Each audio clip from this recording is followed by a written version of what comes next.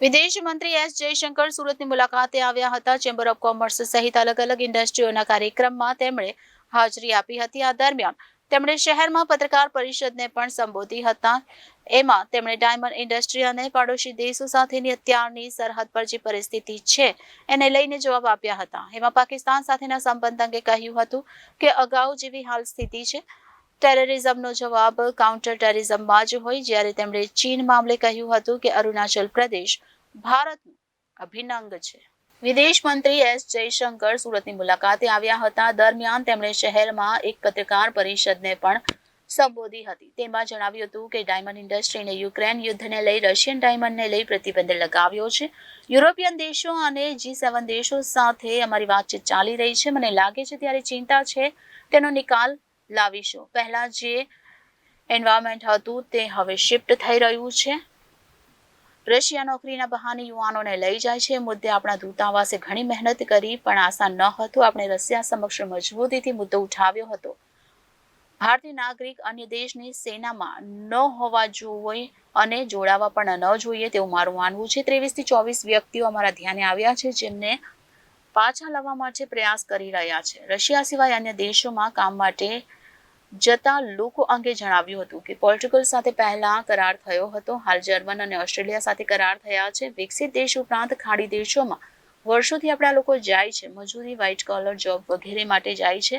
આવી વ્યક્તિઓમાં Indian community welfare case નામે fund બનાવ્યો છે. ઘણા લોકોને આ ફંડનો ઉપયોગનો લાભ પણ મળ્યો છે. યાન ઉપર એન્ટી ડમ્પિંગ ડ્યુટી મુદ્દો જટિલ છે. યુરોપ સાથે ચર્ચા ચાલે છે. ચીનના કબજા બાબતે જણાવ્યું અરુણાચલ ભારતનું સ્ટેટ છે. નામ બદલવાથી કશું નહીં થાય. એક્ટિવિસ્ટના પોતાના વિષય હોય છે. સરહદ ઉપર આપણી સેના છે, એમને ખબર છે તો શું કરવું. જર્મનીમાં જે જૈન બાળકી 2 વર્ષથી સરકારની કસ્ટડીમાં છે તે મુદ્દે જણાવ્યું કે અમે ઘણા સમયથી જર્મન સરકાર સાથે વાતચીત કરી રહ્યા છે. કોર્ટનો વિષય છે, વાર લાગે છે. બાળકી જે એન્વાયરમેન્ટમાં છે એ જર્મન છે. અમે ઈચ્છીએ છીએ કે આપણી સંસ્કૃતિથી જાણકાર રહે તે અમારી કોશિશ રહેશે. નેચરલ પેરેન્ટ્સ પાસે બાળકી ન આવે તો અન્ય ઇન્ડિયન પાસે આવે તેવા પ્રયાસ હાથ ધરવામાં આવશે. There are many countries. What has happened is in last few years. हाँ, मैं दोनों में करूँगा. पूछा उन्होंने अंग्रेजी में, इसीलिए मैं कर रहा हूँ. अगर आप हिंदी में ठीक है तो मैं हिंदी में कर लेता हूँ. हाँ हाँ कि काफ़ी मैं कहूँगा कि काफ़ी देश होंगे जहाँ एक तो हमारा समझौता हुआ है उनके साथ कि जो कहते हैं मोबिलिटी एग्रीमेंट, कि हमारे यहाँ से लोग जाएं और उनके साथ कैसा ट्रीटमेंट हो. क्योंकि ये नहीं होना चाहिए कि वो बाहर काम करने के लिए जाएं और उनको मान लीजिए कम तनख्वाह मिले या सोशल सिक्योरिटी बेनिफिट मिले या सोशल सिक्योरिटी कवरेज कम हो या ऐसे काम पे लगा दें जो गैर कानूनी हो, तो हम उनको प्रोटेक्शन देते हैं. तो ऐसे एग्रीमेंट्स पिछले साल जर्मनी, ऑस्ट्रिया, इटली ये 3 के साथ हुआ था. पोर्चुगल के साथ पहले हो चुका था. उसके जो नियम जो हैं वो भी अब बन चुके हैं. ऑस्ट्रेलिया के साथ हुआ था. तो और जापान के साथ हर क्षेत्र में नहीं हुआ था. कुछ उन्होंने बहुत स्पेसिफाई किया कि इस ऐसे कामों में हम लेने के लिए तैयार हैं. तो आजकल एक ग्लोबल वर्कप्लेस बन रहा है और उस ग्लोबल वर्कप्लेस में हमारे टैलेंट, हमारे स्किल्स की ज़रूरत है, डिमांड है. और देश जो हैं बहुत आग्रही हैं कि हम आपस में ऐसा कुछ समझौता करें. ये तो विकसित देश हैं. इसके अलावा आप जानते हैं कि ये खाड़ी में सालों से ये प्रक्रिया है कि हमारे यहाँ से लोग blue collar, white collar, professional, high end, high technology सब लोग वहाँ जाते हैं. उनके लिए जो है उनके लिए भी हमने कुछ कदम उठाए हैं. जैसे उनके प्रोटेक्शन के लिए कहीं उनकी कोई शिकायत हो, क्योंकि उनके यहाँ कोई सिस्टम है, कभी उस सिस्टम में ऐसे कुछ अन्याय की सिचुएशन भी हो जाती है. तो उनके प्रोटेक्शन के लिए भी हमने किया है. और एक फंड एक इंडियन कम्युनिटी वेलफेयर फंड इसको स्थापित किया है।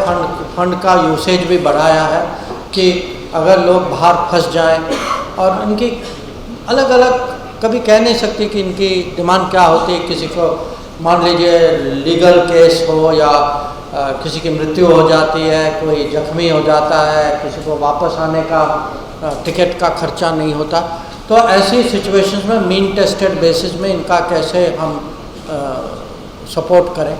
तो ये प्रक्रिया भी माने स्थापित हो चुकी है, इसकी काफ़ी उपयोग हुई है। माने हज़ारों में लोगों ने इस फंड से सपोर्ट भी लिया है। तो सरकार की नीति है कि अगर हमारे नागरिक बाहर जाएं तो वो माने विश्वास के साथ बाहर जाएं, उनको लगना चाहिए कि भारत सरकार उनके साथ है, कहीं भी फंस जाएं, कहीं भी कुछ हो जाए। और पिछले साल सूडान और इजराइल में जब युद्ध, दोनों जगह जब युद्ध शुरू हुई तो वहाँ लोग थे जो वहाँ काम कर रहे थे, तो उनको हमने ऑपरेशन कावेरी, ऑपरेशन विजय के थ्रू वापस भी लाया। There are many countries, what has happened is in last few years. हाँ, मैं दोनों में करूँगा। पूछा उन्होंने अंग्रेजी में, इसीलिए मैं कर रहा हूँ। अगर आप हिंदी में ठीक है तो मैं हिंदी में कर लेता हूँ। हाँ हाँ, कि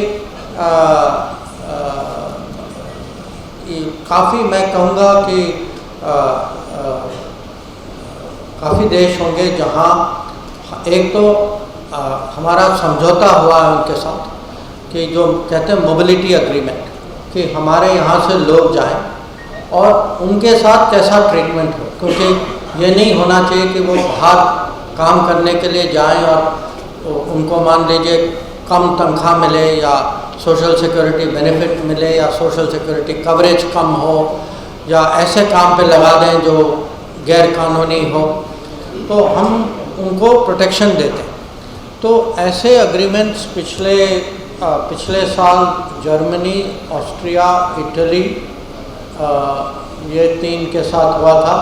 पोर्चुगल के साथ पहले हो चुका था, उसके जो नियम जो हैं वो भी अब बन चुके हैं। ऑस्ट्रेलिया के साथ हुआ था। और जापान के साथ हर क्षेत्र में नहीं हुआ था, कुछ उन्होंने बहुत स्पेसिफाई किया कि ऐसे कामों में हम लेने के लिए तैयार हैं। तो आजकल एक ग्लोबल वर्कप्लेस बन रहा है और उस ग्लोबल वर्कप्लेस में हमारे टैलेंट, हमारे स्किल्स की ज़रूरत है, डिमांड है। और देश जो हैं बहुत आग्रही हैं कि हम आपस में ऐसा कुछ समझौता करें। ये तो विकसित देश है। इसके अलावा आप जानते हैं कि ये खाड़ी में सालों से ये प्रक्रिया है कि हमारे यहाँ से लोग blue collar, white collar, professional, high end, high technology, सब लोग वहाँ जाते हैं। उनके लिए जो है, उनके लिए भी हमने कुछ कदम उठाए हैं। जैसे उनके प्रोटेक्शन के लिए कहीं उनकी कोई शिकायत हो, क्योंकि उनके यहाँ कोई सिस्टम है, कभी उस सिस्टम में ऐसे कुछ अन्याय की सिचुएशन भी हो जाती है, तो उनके प्रोटेक्शन के लिए भी हमने किया है। और एक फंड, एक इंडियन कम्युनिटी वेलफेयर फंड, इसको स्थापित किया है।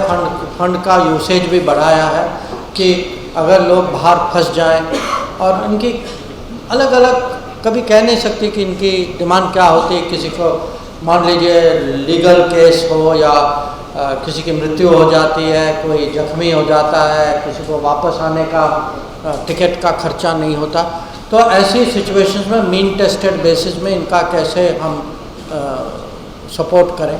तो ये प्रक्रिया भी माने स्थापित हो चुकी है, इसकी काफ़ी उपयोग हुई है। माने हज़ारों में लोगों ने इस फंड से सपोर्ट भी लिया है। तो सरकार की नीति है कि अगर हमारे नागरिक बाहर जाएं तो वो माने विश्वास के साथ बाहर जाएं, उनको लगना चाहिए कि भारत सरकार उनके साथ है, कहीं भी फंस जाएं, कहीं भी कुछ हो जाए।